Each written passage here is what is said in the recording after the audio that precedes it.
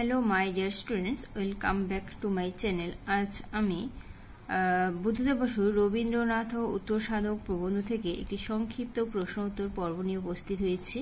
আজকের প্রশ্নটি হচ্ছে, তাদের পক্ষে অনিবার্য ছিল রবীন্দ্রনাথের অনুকরণ এবং অসম্ভব ছিল রবীন্দ্রনাথের অনুকরণ। এখানে কাদের কথা বলা হয়েছে, কেন এদের পক্ষে অনিবার্য ও অসম্ভব ছিল রবীন্দ্রানুকরণ, তাদের কবিতার ভিতরে কিভাবে এই রবীন্দ্রানুকরণের সমস্যা দেখা দিয়েছে।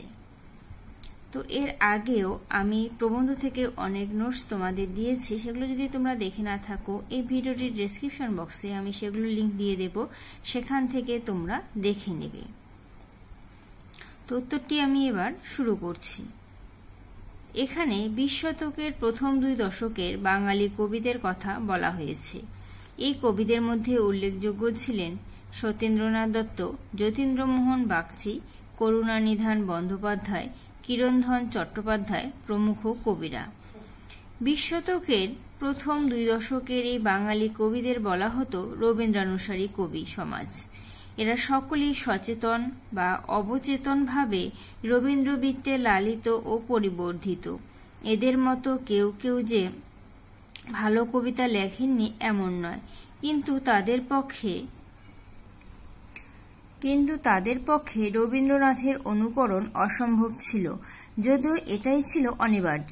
রবীন্দ্রনাথের অত্যন্ত কাছাকাছি থেকেও এই কবিরা রবীন্দ্রকাব্যের স্বরূপ, রবীন্দ্রনাথের জীবন দর্শনের স্বরূপ উপলব্ধি করতে পারেননি। তারা উপলব্ধি করতে পারেননি যে রবীন্দ্রনাথের কাব্যকলা মারাত্মক প্রতারক, আর সেই মোহিনী মায়ার প্রকৃতি না বুঝে শুধু বাঁশি শুনে ঘর ছাড়লে ডুবতে হবে চোরাবালিতে। রবীন্দ্রনাথের কাব্যগ্রন্থের মায়ায় না মজে তাদের উপায় ছিল না, এবং সেই কাব্যের সুরমাধুর্যে তাদের আত্মচেতনা স্বপ্নের তৃপ্তিতে বিলীন হল। তারা কবিগুরুকে ধ্যান না করে ব্রতরূপে গ্রহণ করলেন। ফলত এরা রবীন্দ্রনাথের সীমাহীন বিস্তৃতি ও গভীরতাকে উপলব্ধি করতে পারেননি। তাই তাদের কবিতায় ফেনীলতা, অলঙ্কৃত উচ্ছ্বাস, পুনরাবৃত্তি, শিথিলতা, তন্দ্রালতা, স্বভাব কবিত্বের সমস্ত লক্ষণ দেখা দিতে লাগলো।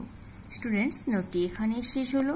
তোমরা যদি আমার এই নোটসগুলো পেয়ে উপকৃত হয়ে থাকো, অবশ্যই আমাকে কমেন্ট সেকশনে কমেন্ট করে জানাবে, আর ভিডিওগুলি শেষে একটি লাইক করবে এবং তোমাদের বন্ধু বান্ধবদের কাছে তোমরা শেয়ার করে দেবে। তো আজ এখানেই রাখছি, সবাই ভালো থেকো, ধন্যবাদ।